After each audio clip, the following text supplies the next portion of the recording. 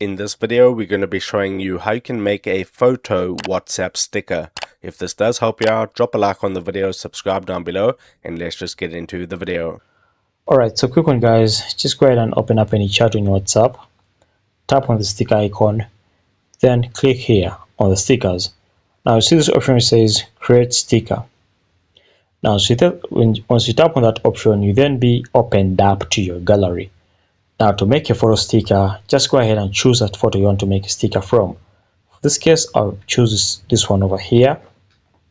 It's more like an animated photo for a footballer.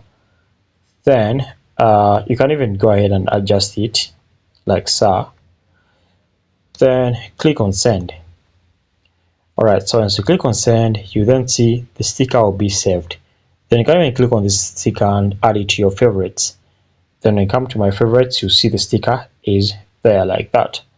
So that's how to make stickers on WhatsApp. Thanks for watching guys.